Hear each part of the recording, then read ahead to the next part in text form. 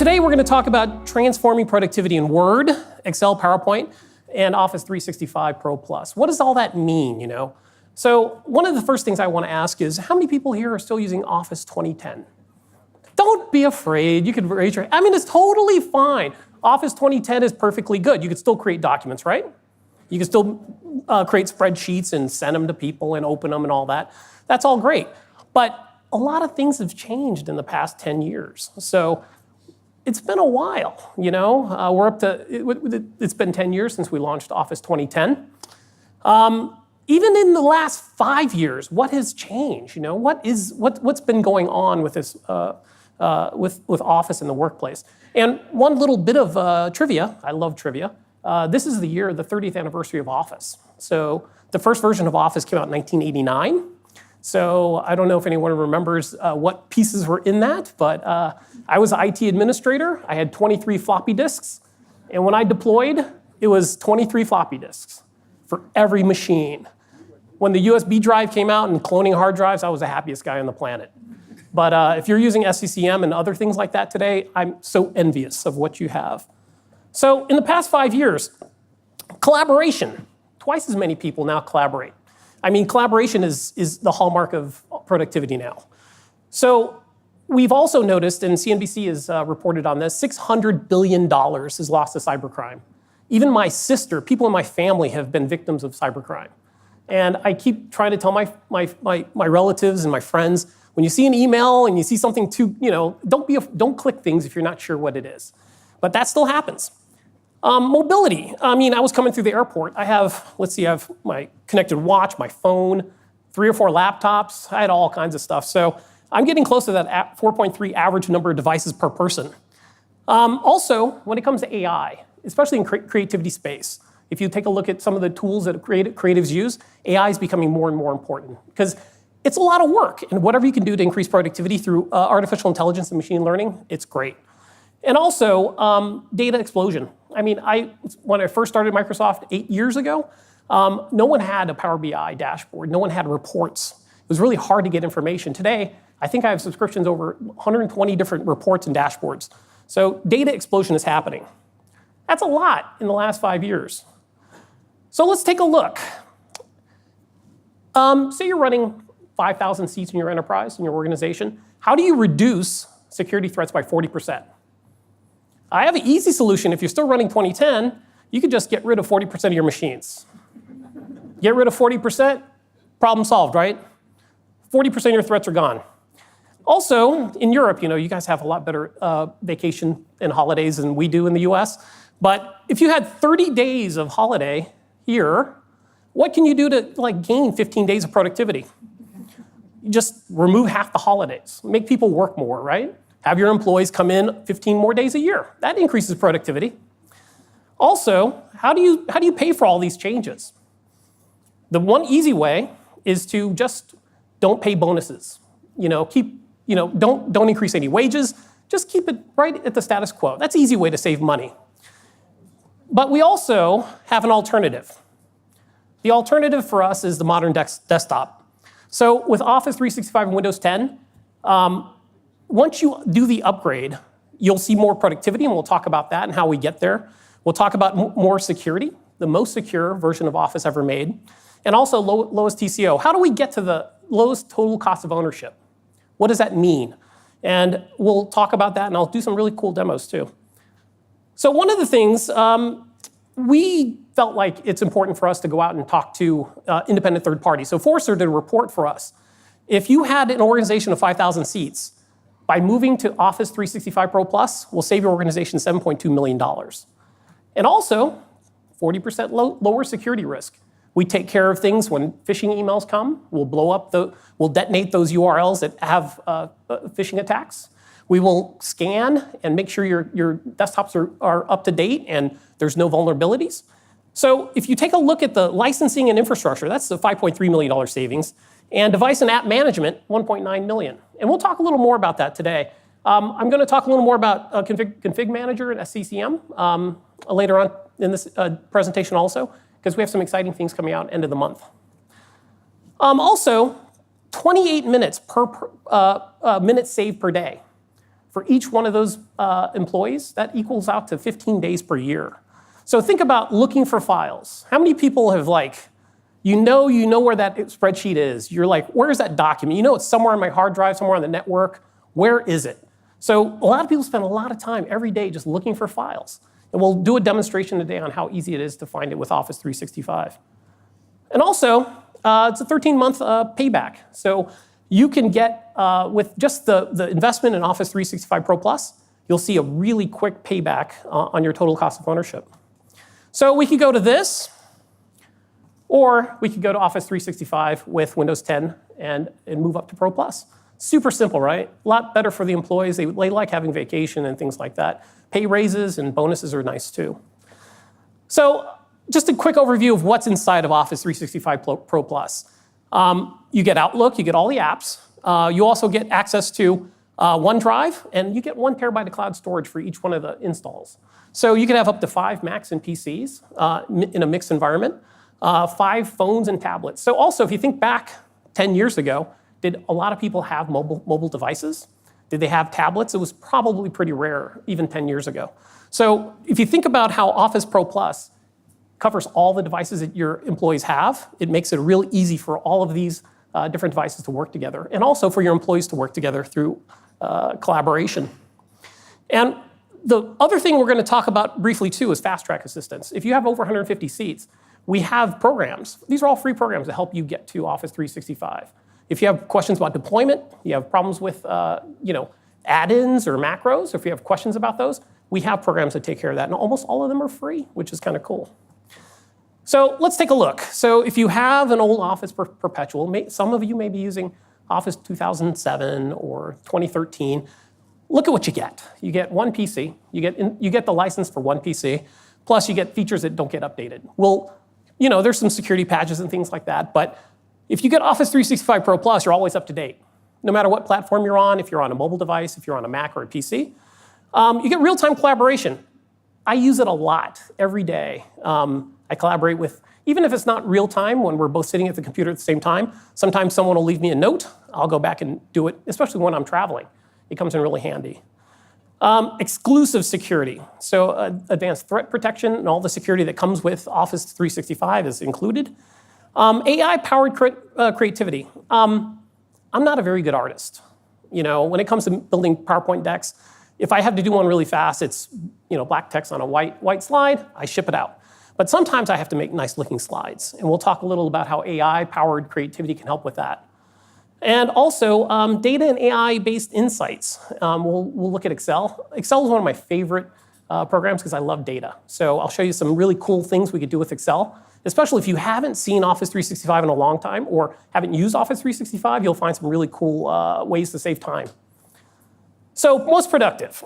We're going to talk about productivity day. Some of the demos I'm going to do, I'm hoping a few of you will walk out of here and save like 30, 40 minutes of time. You go, I do this all the time, and I have to do it, so it just takes forever. So we're going to talk about things like dynamic arrays, super cool stuff.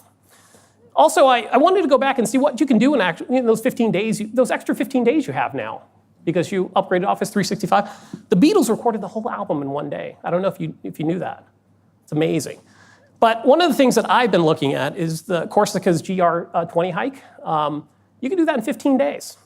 I heard it's pretty rough, so I have to get in shape, but you can do a lot of things. I'm just amazed by Giannis Kouros. He did 1,000 kilometers. He's one of those ultra marathoners. 6 days of running. I don't know how people do that. I can't do like 6 or 7 minutes and I'm tired, but 6 days, that's a lot. So most productive. So if you want to make amazing content, we have things like Editor, Designer, and Tap. That really helps you. It takes a whole bunch, it takes professionals, professional designed ideas that will take your content and make it look better. Also, we have things like Researcher. I wish I had this when I was back in school. Researcher will help you find those incite, content from off the web. Also, if you're working in an environment where you work closely with other teams, having the modern collaboration is a big benefit. One of the things we're going to see today in a demo is at mentions. Anybody use at mentions at all? So we have a new feature. It's called follow up. It's sort of like intelligent placeholders, but it's using @mentions. We're going to do a little quick demo on that too. And then we're going to talk about ideas and data types. One of my, some of my favorite things now are the new intelligent data types that are coming out for Excel. So most secure, we talked about that. Security is definitely something on the minds of a lot of people nowadays. So we support things like multi-factor authentication. So I use it on my watch. I do approve my when I log in and things like that. ATP, Advanced Threat Protection Safe Links, comes in really handy. I wish my sister had that before she clicked that link and ended up giving money to somebody. I'm not sure. And then there's also things like policy tips and sensitivity labels. It's really hard. I don't know, you remember in the old days when you DRM'd a document before you sent it? You were like, did I get all the settings right? Sometimes you put too much and then someone goes, I can't print. So with sensitivity labels, you could have those predefined policies and then send those documents and just tag it. And don't have to worry about what goes on after that. We'll take care of all the security around that. Also, lowest TCO. TCO is really important, I think, for large organizations because you have to do more with less money. Almost every year, it becomes that sort of case for a lot of people. So with the lowest TCO, you get 5 device activations. A lot of people don't know that with Office 365 ProPlus. You can activate on your mobile phones, any number of up to 5 PCs or Macs. We also really care about network. So when I talk to IT pros around the world, one of the things they care about a lot is network utilization. They don't want think about if you have like a 5,000 computers all going out to get an update at the same time. It could really bog your network down. So we have peer cache and reduced package sizes and other ways to make it more efficient on your network. Also, we're going to talk a little about 3 different tool sets that are all free that will help you get ready for Windows and Office with the Readiness toolkits. So I met with the Readiness toolkit team a couple days ago, and they have some interesting new products that are going to be coming out at the end of the month. So we'll talk a little about that. And that's going to be something that's connected to CCM. And finally, if you don't feel comfortable, you still need some help. Our FastTrack program will, it's a free program. If you have over 150 seats, Microsoft will help you deal with your incompatible add-ins, or if you have macro issues, or just have questions about how to get through the whole deployment, we could help you with that. So we're going to do a demo. I think this will be fun. Let me switch over. All right. Has anyone heard of dynamic arrays? Dynamic arrays, it's like, oh, computer went to sleep. It's one of the biggest things I've heard in a long time. So these are the new functions that are coming with dynamic arrays. We're going to do filter, unique, sort. We're going to focus on the top 3 because I could sit here and demo this for an hour, just dynamic arrays. It's so amazing. So first thing we're going to take a look at is you're always dealing with data, and you got to do things like analyze data. You got to clean data. How does dynamic arrays help with that? So first thing we're going to do is we're going to sort the data. So you'll see there's some new functions in there. This one's called sort. So all I have to do to sort my list is that. And you'll notice, if you can barely see this, but there's a little blue box around that area. That's how you signify that it's a dynamic array. All I did was typed in sort, and it automatically spilled into the cells below it. So also, sometimes you have lists and you have a bunch of duplicates. How do you get rid of duplicates? So we have another function called unique. So I could go with the same group of folks here. Just hit return. There you go. All the uniques are taken care of. But it gets really interesting if I'm trying to do something and I need to sort and analyze data at the same time. This time I want to find out, of all these people, who are the vegetarian onlys. So all I have to do is use a new thing called filter.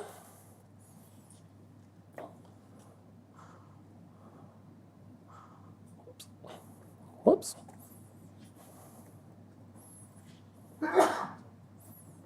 Bless you.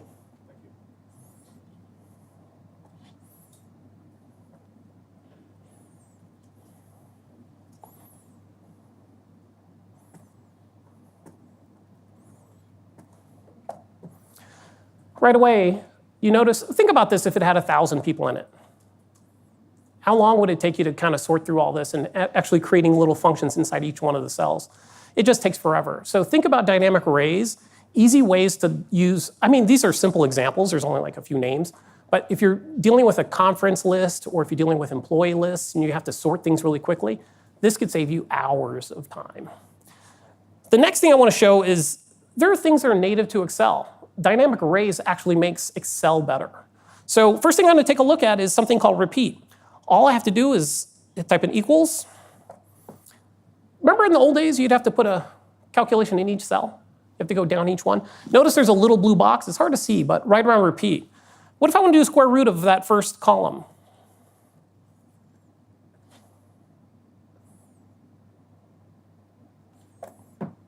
Pretty simple. So think about this again when you're doing massive amounts of data and you're doing number crunching. The actual ways you normally use Excel are now augmented with dynamic arrays.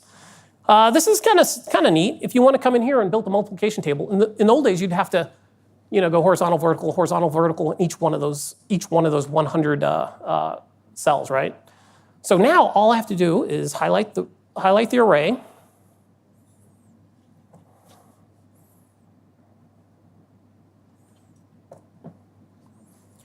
It's amazing to me. When I first tried this, and I was like, oh God, I remember those days just building out arrays. And if anybody's a computer science person, arrays are something you learn while you're in school. But this is amazing to me. Just the built-in functions inside of Excel are all augmented with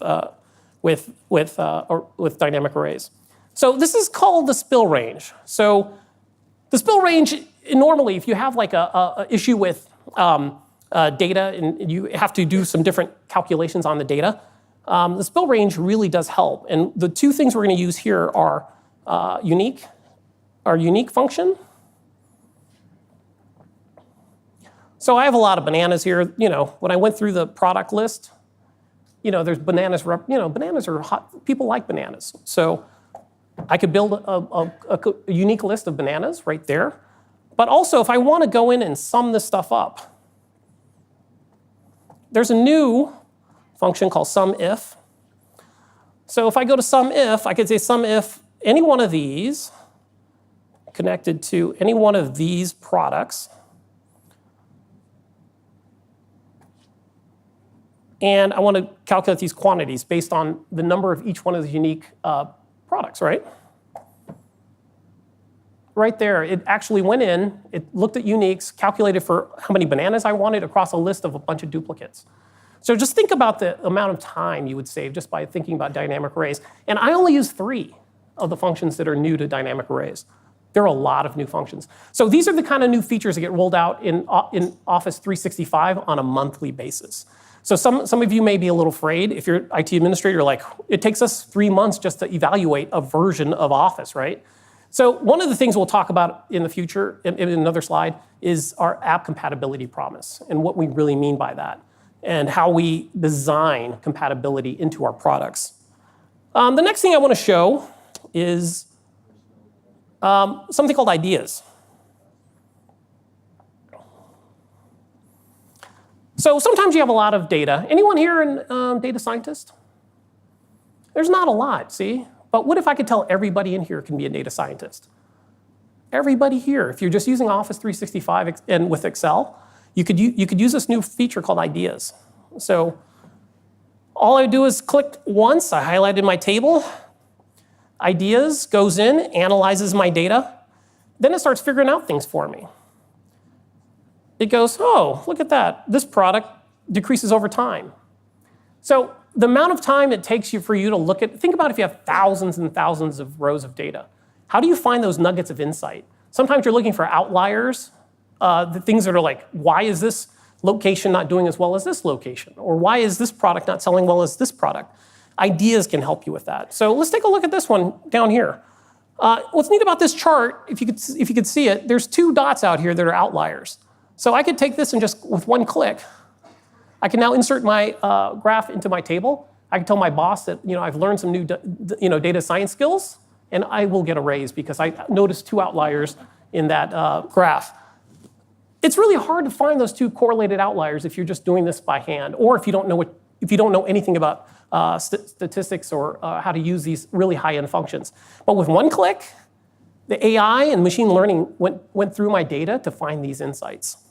So that's super cool. I use this a lot. Now, even with my daughter who's in high school, she has a whole bunch of data and she's trying to analyze it. I'm like, try ideas and see if you get some. It's a good starting point. All it takes is one click, get you started, right?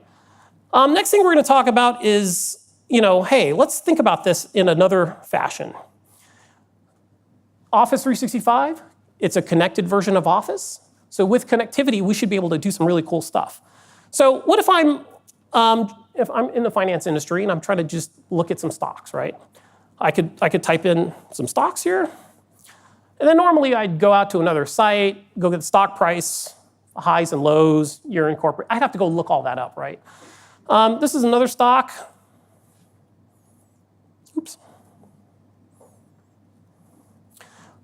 First, I typed in a company name. This one, I know the stock symbol for Adobe. I'll just type that in. So we have a new data type that's pretty cool. And this is out for our Office 365. All I have to do is click on stocks. So we know data types like, there's text, there's numbers, there's, currency, things like that. But we now have a stocks data type and we have a geography data type. So what if I click on stocks? It goes out to the intelligent cloud, figures out that these are companies, actually replaces the names with the correct company name. What's really neat about this now, if I want to insert a stock price, all I have to do is go down the list. It goes and pulls the stock price for me. I want to find out the high. I want to find out the low. What if I just want to try it out. When were these companies incorporated? So all this data is fed through the substrate, and the substrate comes from all the work we've done in Bing, pulls that information in, places it right into your spreadsheet. But what if I'm here in Amsterdam and I'm thinking about Heineken? And I can't spell it. I don't know how to spell this. I'm like, why? I've seen the beer bottle a lot of times, right? But I don't remember exactly how would you spell this word.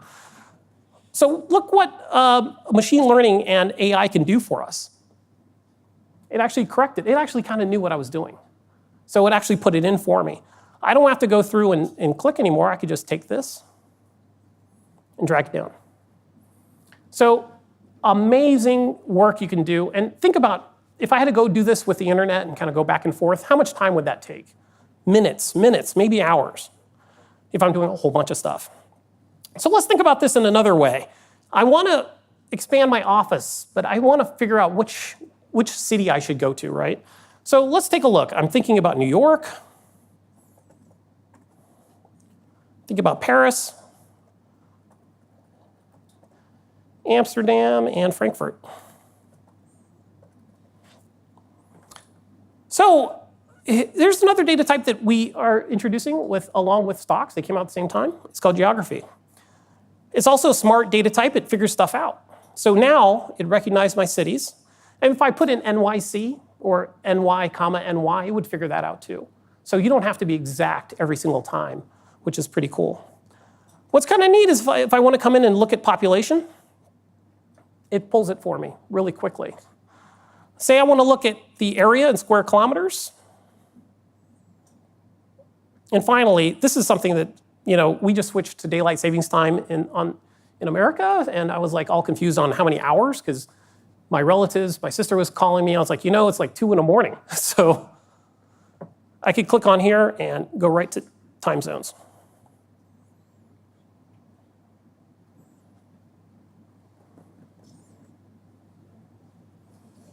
One second. There it is. Thank you.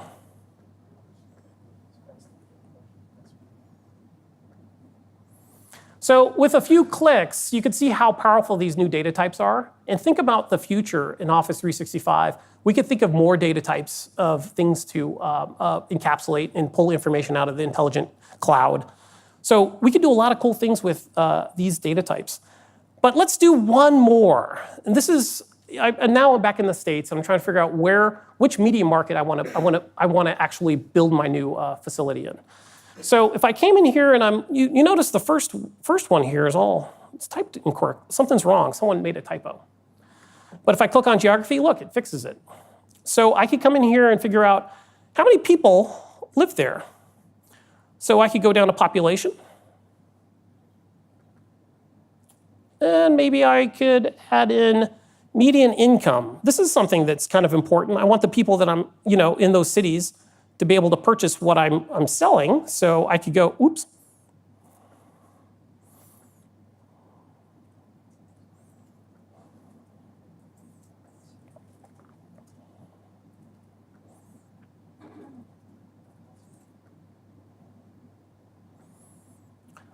So you notice also it says field, because it didn't recognize, these things haven't been recognized as data types yet.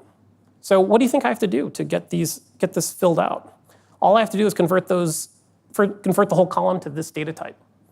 And it goes out and pulls that information in.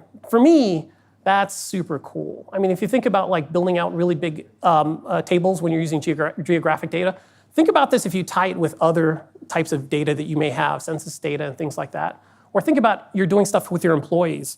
Like what can you do with that? Think about the different fields that you need to pull in. You could set up these really quick analyses and get your work done. And you cut and paste the stuff and you could take the rest of the day off. You may actually get more than 15 days of productivity saved. So that's a real quick tour around what we can do in Excel. And this is super cool when it comes to data. So how many people here use PowerPoint like on a weekly basis? Being a marketing person, I use two products, I think, pretty much every day. I use Outlook. I get a lot of emails. Well, I use Teams a lot now, too, because we're actually making the transition to using Teams a lot more. But I'm in PowerPoint. I mean, sometimes I'll just think in PowerPoint. I'll just put stuff together, and I'm like, what am I going to make for dinner? I'll just go to PowerPoint. So PowerPoint is like the tool I use for all kinds of things. But one of the problems I have, and my daughter made fun of me because of my lack of creativity skills, I can't draw. And one weekend I had to create some really cool slides, and I didn't have this tool. So what if I had a need to go in and actually do some design? I'm not a designer. Before, I wasn't a data scientist either. And look, all that cool stuff. I was able to find that correlation through those two outliers. What if I had this slide, and this is what my slides normally look like. But what if we can harness the intelligent cloud to do creativity things? So all I have to do is click on design ideas. So in the past, building this one table, this one click, would take me, 45 minutes? I could build a timeline in seconds. Just think about, and it actually looks good. It actually looks like somebody actually designed it, right? Somebody picked colors and put the dots and put the stuff in boxes. How long would that take you? It would take me forever. And I do this kind of slide all the time. So the other side of this is, we're in a collaborative environment. We're getting content from a lot of different people. And this happens to me all the time. I'm working with my Japan team. I'm working with my China team. I get content in. Sometimes it's not translated. Machine translation is it's a lot better. I know some of you who speak other languages may be going, oh, machine translation it could be a little iffy sometimes. But what if you really need to kind of go in and take a look at this and then figure out what do they really mean from this slide that I got from my team that's in Spanish? All I have to do is click on translate. Let me close the design tab. It goes out to the cloud, does a translation for me. And when the translation comes back, I could actually start doing more intelligent things. Like if I'm a little concerned about some of the actual words, I could hover over them and it'll actually give me definitions and make sure I have the right word. So you could help refine your translation to make sure you have the right meaning, even if it's just, it's all using machine learning. And what's really great about this is as you go through and you change the meaning of the definition that you're really going after, it remembers and it learns and it gets better in the future. So all I have to do is click on insert and I'm done. So one of the things also, I made that pretty timeline. Now I'm like, I'm gonna up my creativity game just one more level. So I'm gonna insert a new product and we're gonna build a 3D model. And this time I'm taking it from, I don't know how to build 3D models, but we're selling a new product. It's a super cool drone, because I wanna do drone photography. Seems like everybody's using it. Almost every television show I see now, they have the overhead picture with the video and all that fun stuff. So I want to go ahead and insert this. So if you think about this, and this may take a little while. I timed it out. It's about 25 seconds, but it's a pretty big 3D file. And this is a live 3D file. It's not just a 3D image that's static. This is actually a live 3D model. And this is something we've been working on with a lot of different groups. And you can see it drops into my document pretty nicely. I can move it around while it's actually flying. I can make it a little bigger if I want. And since it's 3D, I could actually tilt it. So think about if you're sending this presentation out to somebody, or if you're doing the presentation, you have a live 3D model for what you're building. And it works with open 3D formats. So you can do some really cool stuff with product presentations to really bring it to life. When you see something moving, it's so much more impactful to me. And then finally, I also want to talk about a new feature that we have. So I built this really cool deck, right? I got my 3D drone thing flying in there. I got my cool timeline. It's looking pretty good. My boss is going to think, did I hire a designer? No, just me. I've learned some new skills. So what I'm going to do here is I want to do a quiz now for my sales team. I want to see how much they learned. You're like, Lee, what? You're going to do a quiz in PowerPoint? Doesn't make any sense. How does that work? Well, we have a new thing. It's called Forms. So I could go ahead and click Forms. Forms is actually, you can include in Excel, it makes sense, right? You could build a survey and capture the information into a spreadsheet. That's super easy. But what if I do it in here? I could actually create a quiz. And within this product,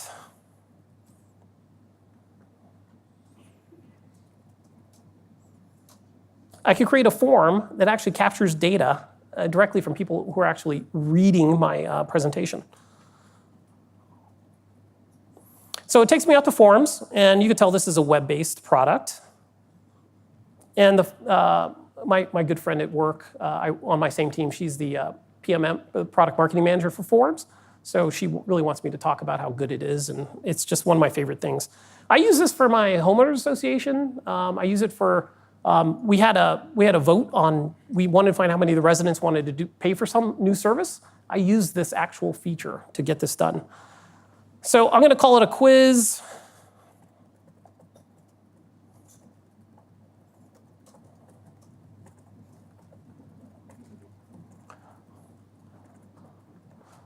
We never know, right? I could add a question.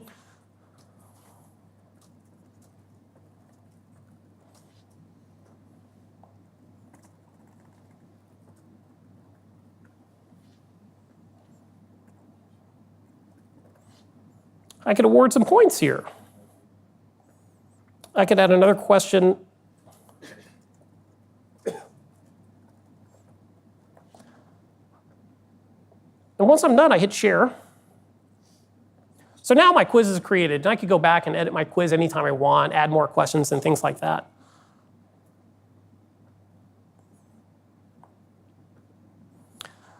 So now, when I come back to PowerPoint, my quiz will be updated and dropped into my PowerPoint slide.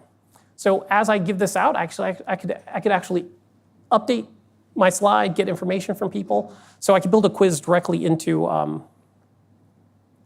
it inserted my untitled quiz, but I want to put in my how much do you remember of my presentation?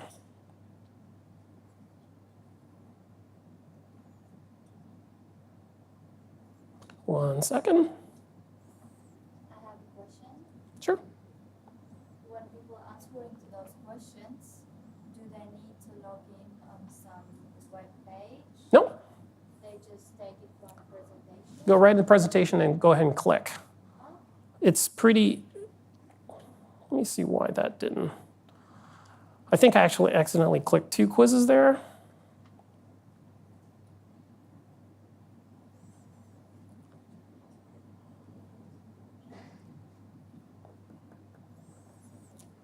And this works better when you're on a network that's not shared by hundreds of people. So,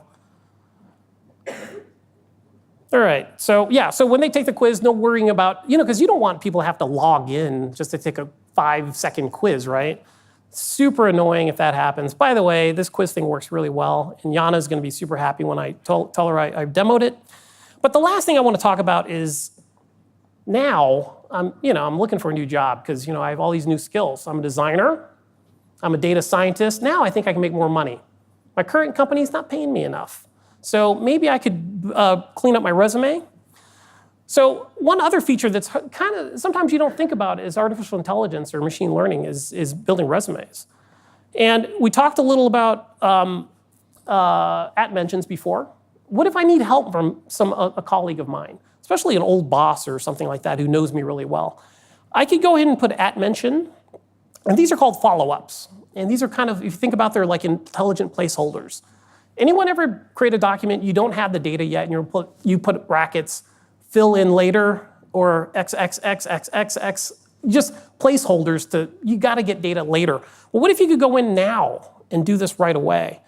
So I could go in and ask any one of my folks that I used to work with, and I'm like, maybe Diego remembers some of the things that I did, and he could help me craft this. So I could go ahead and select Diego, and I could go,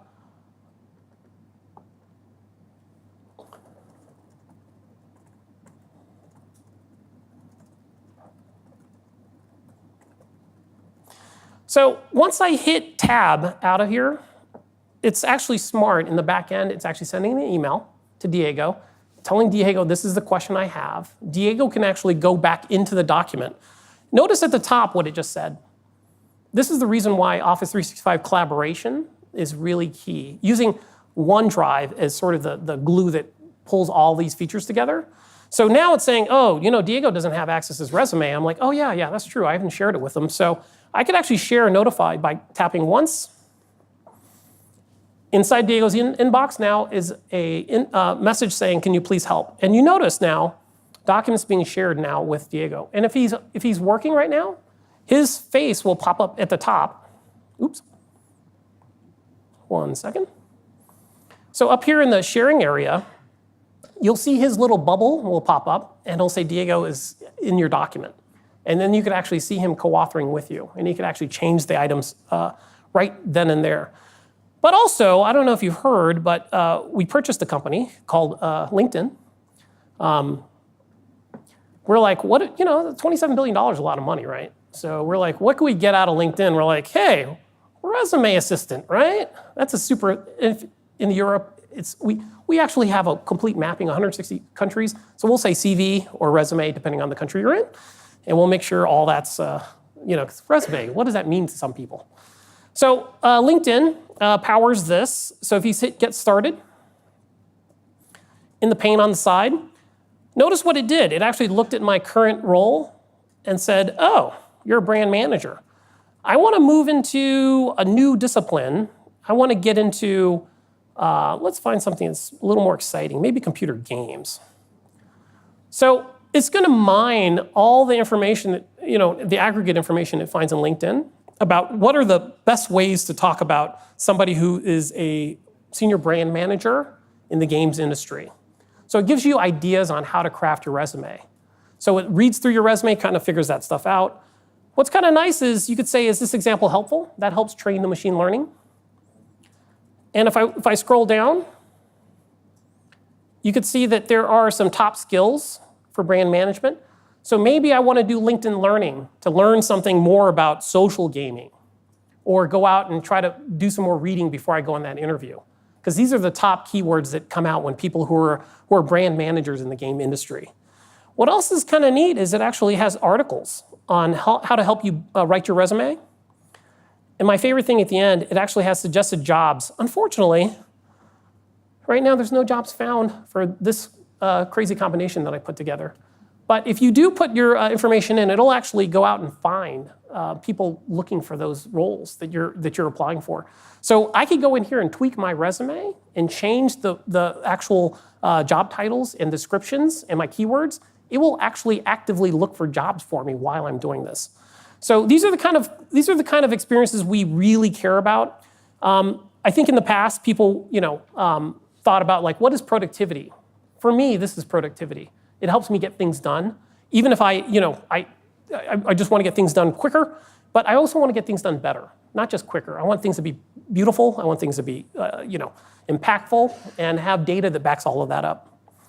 So let's go back to the presentation. So anybody have any questions on on anything I demoed? It's super cool stuff. And what I'm going to do is I'm going to put all my demo documents into the download area so you can pull all these down and do them yourself. So I know a lot of you here have to go back and convince other people that you work with about why Office 365 is important. So it'd be great. Take my deck, put your name on it, take the Ignite stuff off, and then crank out the demos. And one of the things, some of my demos I'm doing on newer. So if you're not familiar with the Insiders program, over in our booth over in the hall, we have a representative to talk to you about Insiders. What it does is it gets you into pre-release things, so you can see previews of new features and functions. So that's another big benefit. If you're an IT administrator, you want to actually test this stuff out before it rolls out to your network. What is this going to bring to my end users? So we always get back to two concerns, right? How much network is Office 365 ProPlus using on my network? And also, is it compatible? I mean, I'm getting updates on a monthly basis, or you could get it every 6 months. But it's different from the old days when we would go work hard for 3 years, make one version of a product, and we'd put it in a box with a plastic disk or plastic floppy disks. We'd ship it to people by the, think about that. Work is just amazing amount of CO2 just to produce all that. Now it just kind of magically shows up, which is kind of cool. So compatibility is a big concern for a lot of people. So people worry about the macros. There's a lot of workflows that are happening out there, maybe converting things to PDF. Are those going to work? Do my third-party add-ins, I paid for all these add-ins like DocuSign and things like that. Are those going to work? I paid for those already. You also think about are people actually using those old macros? I mean, you may have documents over the last 10 years. You're like, I built out that workflow. No one's using it anymore. Maybe a workflow that's connected to the online fax machine that you guys had that no one's using anymore. And then also, do I have what about app compatibility after every monthly update? What's going to happen to that? Am I going to see issues when I roll out new versions? So one of the things we really want to talk about is our compatibility promise. Office and Windows is designed with compatibility in mind. We make the investment. It's quite difficult to actually keep compatibility moving as we add all these new features. The engineers can't say things like, I'm just going to swap all this stuff out just to build this new feature, just make it work. But we don't want to make any changes to the support object model. So if you're building out macros and you built them for 2010, guess what? They'll work perfectly with 2016, all the way up to Office 365. So we're making sure our compatibility, even across our perpetual versions, are all compatible. We also have tools. I told you about 3 different tools that we have that are free to help you with deployment, inventory assessment. And also, one of the new tools is going to help you with monitoring the health of your network. So say you have 5,000 seats, you could deploy Office ProPlus, the newest version, to 50 to your pilot group. And you can measure the health of your pilot group. You could actually see things like, after I updated these, did Office crash more? Did I make the PC stall? Did performance go down? So all this health information is going to be built into the product, and you could actually pull that back. And then you could say, I'm ready for deployment because nothing's gone wrong. Things are looking pretty good. And finally, you have this weird plugin, this add-in that your company bought a long time ago. But unfortunately, in your industry, it's a must. You have to use it. There's no other way to do this one function. We have FastTrack. So if you have 150 seats, our FastTrack team, free of charge, will work with you. And they have a compatibility promise to get your add-in or your macro fixed. So if you have a problem with that, we are here to help with that. And that's all of these, everything in our compatibility promise is free. Well, outside of buying SCCM. Yes? If I were to send the document you just created to a colleague who has a regular Office version, can he still see the 3D models and stuff like that? It depends. Some of these features require Office 365. Some of those things, like 3D models, may be converted into a 2D image when they see it on a version that's not compatible. So like data types, if you set the data type to geography and you send it to a friend without, they can't do anything else additionally with that because that data type's not available in their product. So a lot of these features are, when you do collaboration, it's all dependent on the version that they have. That's another reason why it's important to start thinking about deployment and migrating your users up. One of the things I really wanted to kind of figure out, and this is something we built this week, is this is the path for deployment and being ready for your next version of Office. Today we have something called Readiness Toolkit for Office. It's executable. It runs on every single device. And if you have a small network, perfect, right? You could download this today. You could run it. It produces an Excel report that you can go through and see what kind of compatibility issues I have. So if you're concerned about one single device or hundreds of devices, this is a great way to do it. What's really nice about this, it's the only tool we have that actually does the file by file, folder level scanning of macros. It'll look at every single macro and see if that's compatible or not. It will tell you that this document won't run in Office 365 versus a previous version that it was created in. One of the things the RTO team is working with is SCCM. Anyone here use Config Manager? If you're using Config Manager, guess what? End of the month, you're going to get this update. 1902 and above, you get Office Readiness built in. You'll be able to do this, and I'll show some screens of what you can do with this when you get this updated. But this takes it to the next level. This is what we consider the best way to think about deployment, right? You can actually do your inventory, your assessment, and then deploy all inside one tool. Office Readiness Toolkit does the inventory, and it does the analysis and tells you which add-ins and macros are potentially needing fixes. And by the way, we did an analysis. The number of macros that are incompatible in our last count was 0.2%. So almost over 99% of all the things you have will be working. If you had it running in a previous version of Office, it will run now in Office 365. But if you have Config Manager, you can automatically go in and do things like device inventory, readiness, and it shares the similar code with Readiness Toolkit.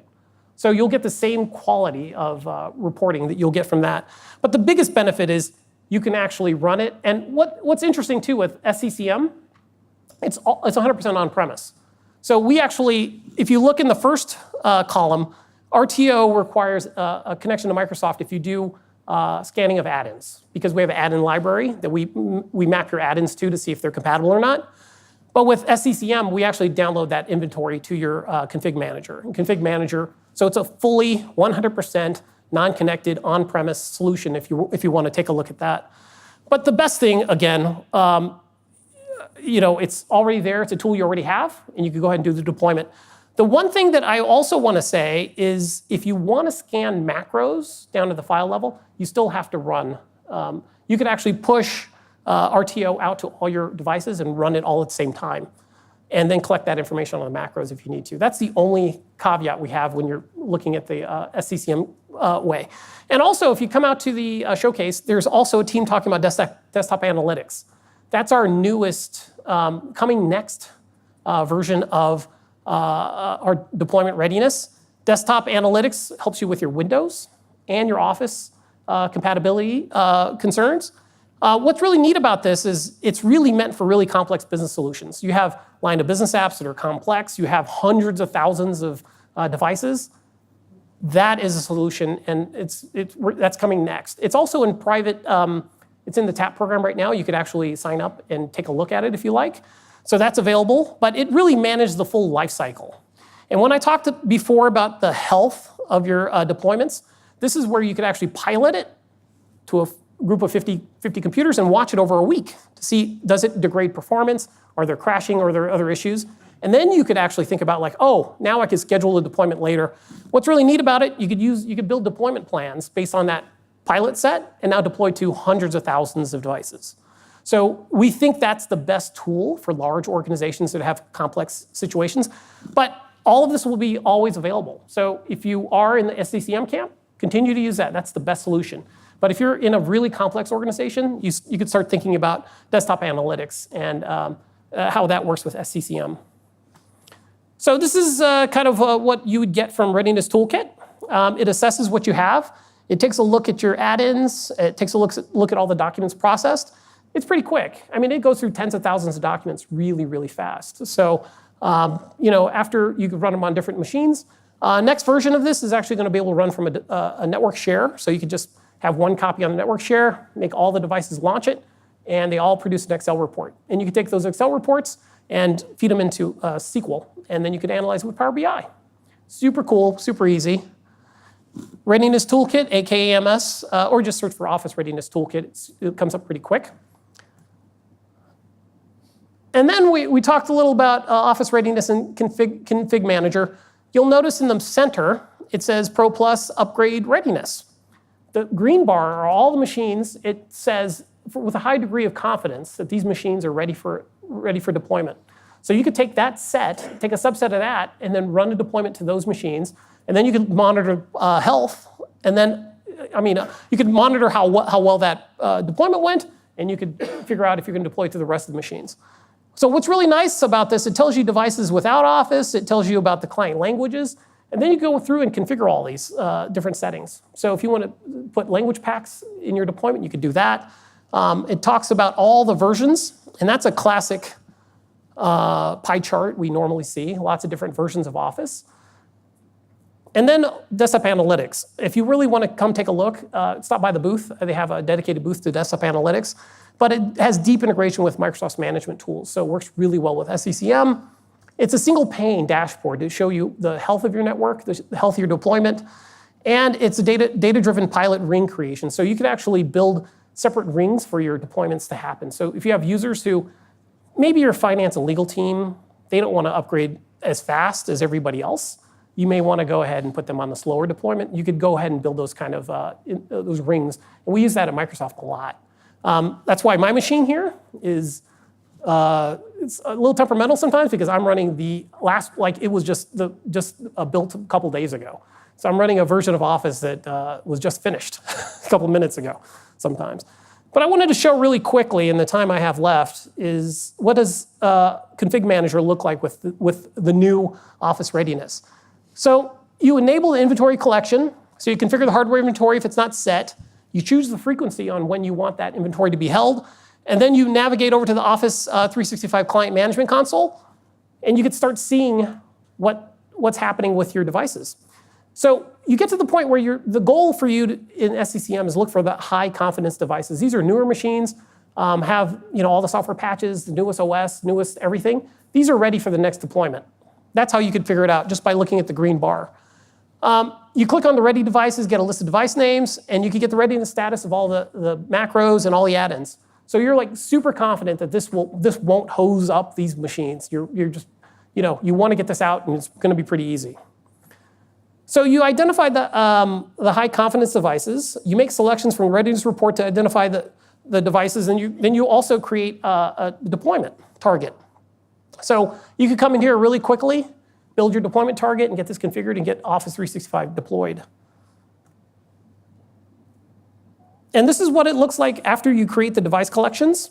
You're leveraging the standard workflow. So this is not something new for you. If you're using SCCM, this is all standard practice. So you've done the inventory, you've figured out which machines have a high confidence, and you can go ahead and do the deploy. So you have your collection wizard up here. Go ahead and configure that and get Office 365 deployed. So that is really the crux of what we're trying to say is, there's no worries about compatibility, even though Office 365 gets new features every month.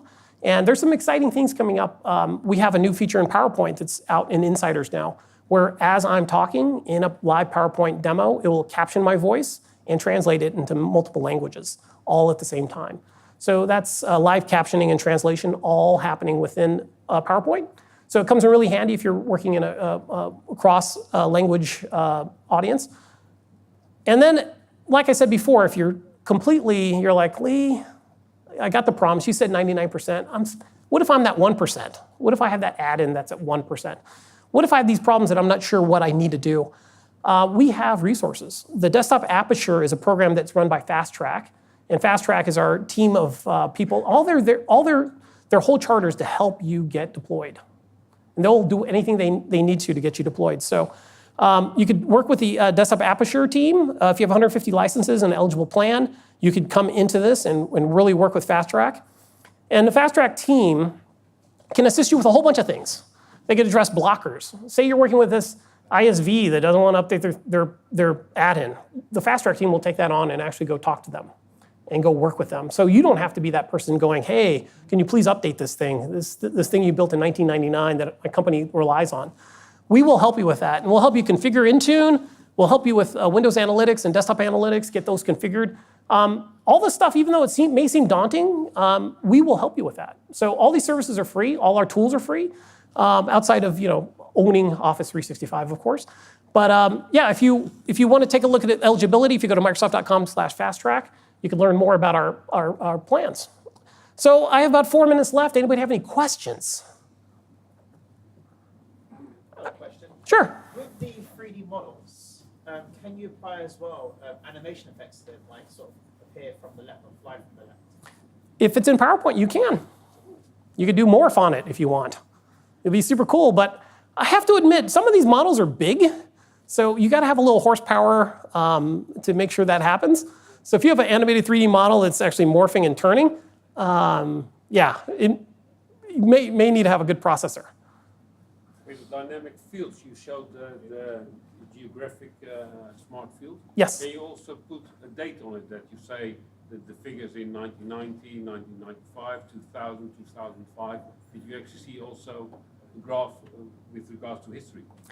It depends on your data source. Our current data source is just a snapshot. Some of the data sources we have historical things where you could actually look at trending. But one of the things I'm trying to learn more about from the team that builds that Office Intelligence, can we use it? Because I always want to have trending data. Because I want to look at last 10 years, PC installed base. This is something I do all the time. I have to tell my boss, I want to invest this much money in marketing to this because the PC install base is growing 9% a year.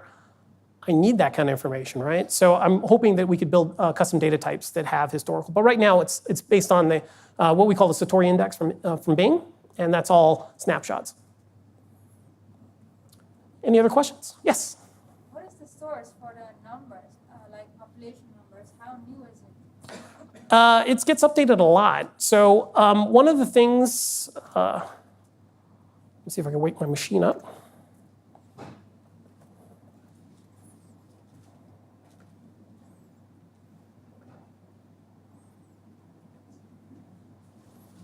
Let me pop back over. One of the things I didn't show you, if you click on the actual data type icon, it will give you a snapshot of what the data is. So you can actually see what's inside of the data. I can see population. I could go down. So if I'm in Florida, I could, oops. But there are also differences in the years. So the one was 2015, 2017. Yeah, so sometimes populations, it depends on the snapshot it gets, but it pulls it from a lot of the available Bing data sets. So if we're provided census data from a certain group, we'll actually pull that in. So it's as fresh as the Bing data set is. But you can actually preview everything in it before you actually think about what you're applying. And if you need to, you could also, see where it says population 2017? It actually could put that name in there for you. So you don't have to worry about putting that in. So you don't have to go back and put source and all that kind of stuff. But it's super, super easy to do. I think it's great for a lot of reporting. But my favorite thing is just super fast, and it's amazing how much time it saves me. And this is like, I have to admit, I don't put 3D models in a lot of my documents, but I do this every day. I use data types all the time, so it comes in really handy. Well, thanks everybody. This is perfect timing. If you have any questions, I'll be available here and over in the Microsoft booth. But yeah, thank you so much for coming out and listening about Office 365 and seeing all the cool things you could do with this. So everybody, feel free to upgrade anytime you want. If you have any questions, come see us. We'll get you deployed. Thanks a lot.